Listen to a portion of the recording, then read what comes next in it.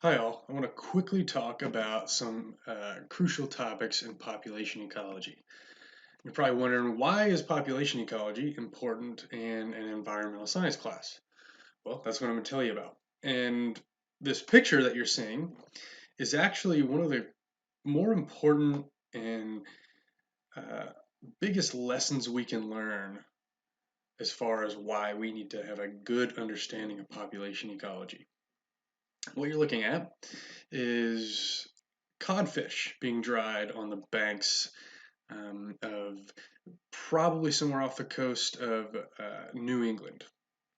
Um, the Atlantic cod was a really important food source for a lot of people, going all the way back to Vikings.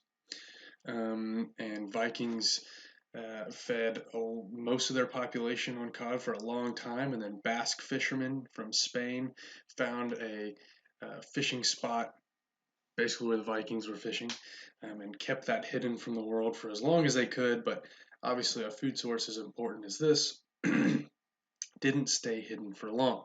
And so, as more and more nations found out about the codfish, they began fishing it heavier and heavier and heavier. It wasn't really until the 20th century, though, that technology began to get to the point where we could really catch a lot of fish. Post World War II, there was a lot of technology that made fishing almost too easy. And so, if we look at population of the Atlantic cod, which is this fish here, you can see that in 1850 until about 1950, population seemed relatively steady. And note, though, that these numbers are in fish landings. So this is the number of fish caught in weight, specifically in tons. So anywhere from 100,000 tons of fish per year all the way up to 300,000 almost by 1960.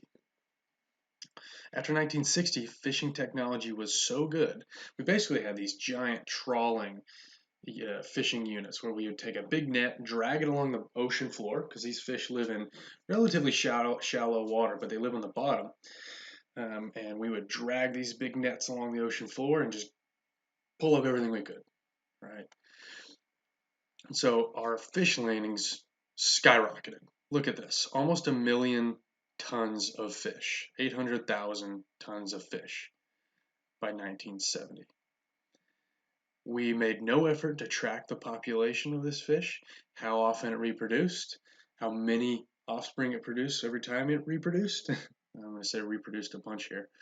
Um, and so as a result, our really only way of tracking the population of this fish was how much fish we were catching.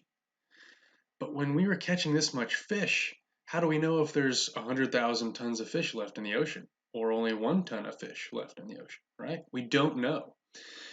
So what happened as a result was a population crash. Within a decade or so, we caught about a fifth of the Atlantic cod that we did only a decade before.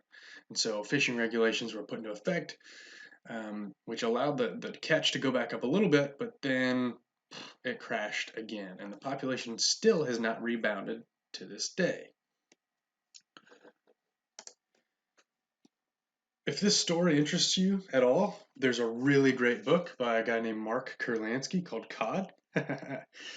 It's not a real thick read. It's a great read, though. It covers basically everything I just talked about, from the Vikings to modern day fishing, where cod are functionally extinct almost.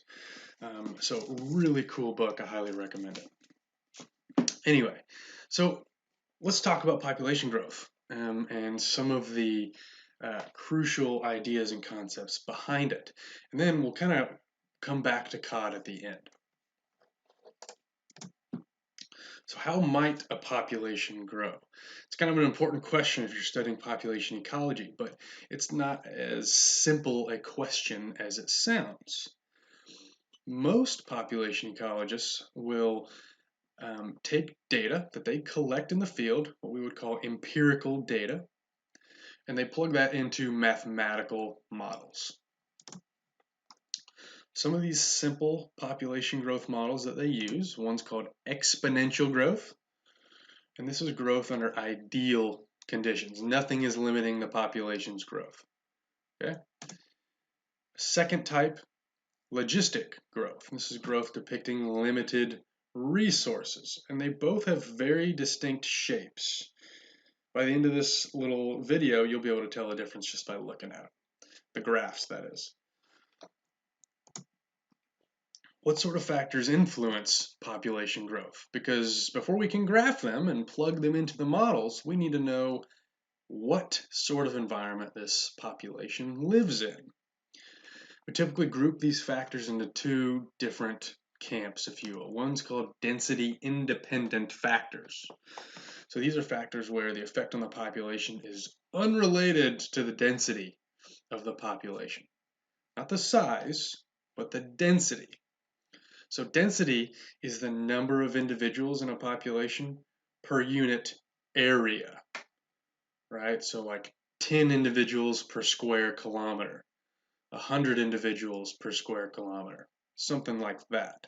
Size would just be a raw number, like 1 million individuals, right? So we're talking about number of individuals per unit area. What sort of factors are density independent? Well, natural disasters and weather are real good examples of density independent factors. A forest fire or a hurricane is going to affect that population's growth regardless of the number of individuals per unit area. It's just going to affect them across the board, right? The other side of that coin then is density dependent factors. This is where the effect on the population is directly related to the density of that population. What sort of factors might you think are density dependent? Go ahead and pause the video and tell me what you think. Disease, competition, predation, these are all density dependent factors. Some other density dependent factors may include such things as intra-specific competition, that's within a species, or inter-specific, which is what this picture is here, where lions are fighting with the hyenas for prey. So the higher the density of lions, the more likely they're going to have an interaction with hyenas, right? Here's a quick comparison of exponential growth on the left and logistic growth on the right. I mentioned that exponential is a J-shaped curve, and you can see that, right? So as time progresses, the population grows faster and faster and faster, right? So think of the slope here as the growth rate.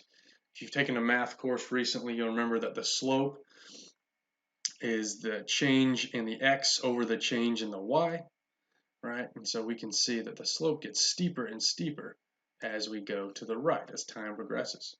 Here's logistic growth though. It starts out exponential, but then it quickly slows and levels off until it reaches a part of the growth that we call carrying capacity. Carrying capacity is often abbreviated K, and this is the population size that can be supported by the environment.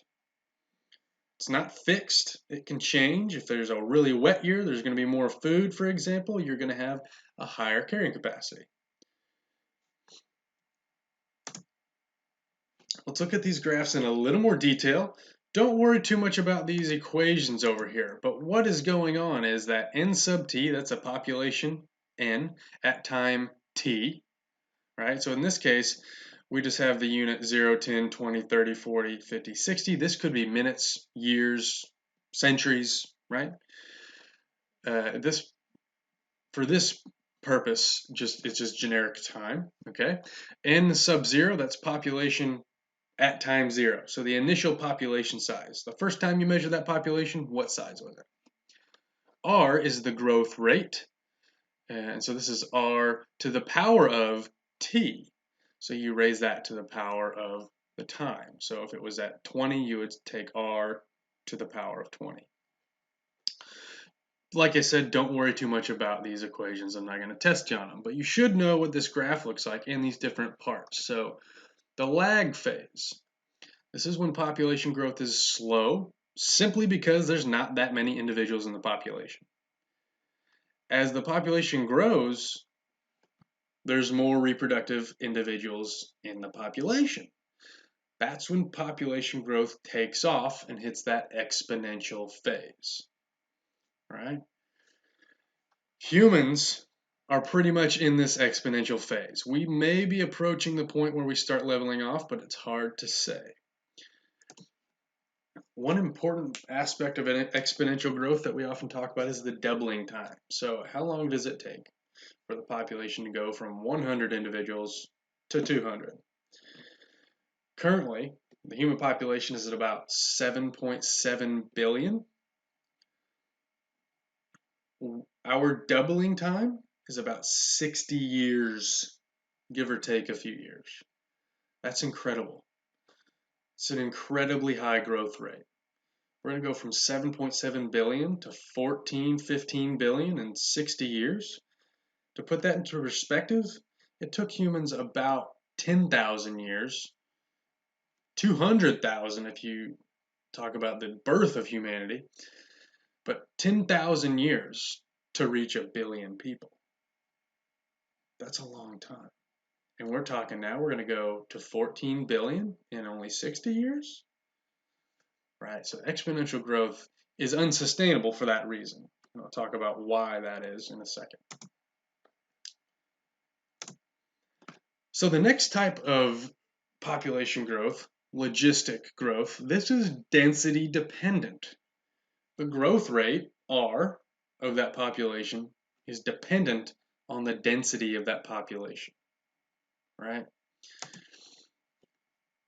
As I mentioned earlier, there are other factors that affect the population proportional to that density. That's disease, predation, and competition, among some other things. What we're looking at here is a bat, specifically a Myotis bat. Myotis is a genus. This bat has white nose syndrome. White nose syndrome is a fungal disease that is passed from bat to bat. These bats roost in caves in huge numbers, and as a result, that high density, the disease spreads really quickly in those populations. And so that's going to drastically affect the growth rate of these bat populations in the near future. In some bat colonies in the northeast, we've seen declines in bat colonies of 95, 99%, right? Here's a graph, of logistic growth, a little more detail. Once again, don't worry too much about this equation. For you math people out there, we're looking at a derivative here, right? But what I really want you to focus on is these things. The carrying capacity, K, right there. That's the point at which the population can no longer grow past, or it's going to approach that point because that's the maximum number of individuals the environment can support. Just like exponential growth, we still have a lag phase, an exponential phase, but here's the next point here, inflection point. This is the point where population growth begins to decline. The growth rate starts going back down. So imagine you drew a tangent line to this curve. As you approach this inflection point, that slope of those tangent lines goes from this till it finally reaches its peak. So, the inflection point, that's where growth rate's the highest. The growth rate doesn't get any higher than it does right there. Once you go past that, it starts going back down. You can see this curve flattening out, right? Whenever it flattens out and basically reaches carrying capacity, that's what we call the stable equilibrium. As you probably already guessed, though, that populations don't just follow that curve. They're going to kind of bounce around. And we call these population oscillations. A lot of populations will overshoot carrying capacity, and then there'll be a dieback because there'll be a lack of resources, because this is all the environment can support, this population size. So they'll die back, and then they'll rebound, and they'll die back, and so on and so forth. So this is a more common way we see populations growing and declining.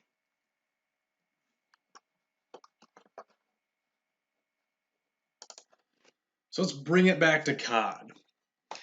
So how do we apply this knowledge of population growth to sustainable management? Well, if you're seeing this graph, you're looking at the logistic population growth, right? You have your lag, exponential, inflection point, stable equilibrium, and there's K right there. So I mentioned that at the inflection point, that's when population growth is the highest, which means that if, say, you're harvesting a natural resources like cod, if you have a population that's at K and you harvest it back down to half of K, which is what this is saying, K divided by 2, half of K, then that population is going to be able to grow at the fastest possible rate that it can. This management practice is called maximum sustainable yield, because every time you harvest, you're bringing it back down to half its population size, which means that it's going to grow at the fastest possible rate it can. So a lot of foresters, a lot of fisheries managers, we're trying to keep populations at half of K. But as we learn more and more about how populations grow, we're learning that this may not be the most sustainable practice due to other factors that are beyond our control.